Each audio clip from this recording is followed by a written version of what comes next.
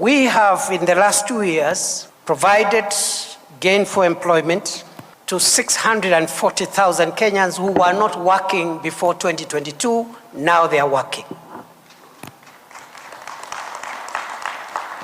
The next milestone of this success story is going to be written when we reach the 1 million employment mark in the next few months. And we keep on growing because this program is not going to be disrupted anytime soon.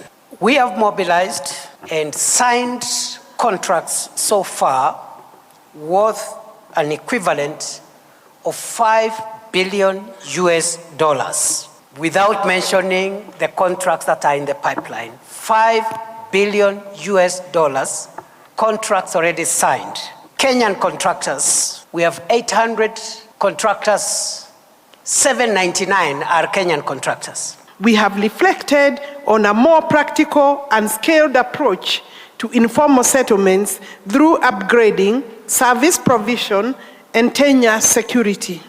We have further deliberated on the need for stronger focus on urban economies, particularly markets and small-scale enterprises, both the women and youth livelihoods, as well as the growing urgency of embedding climate resilience into planning, investment, and investment decisions.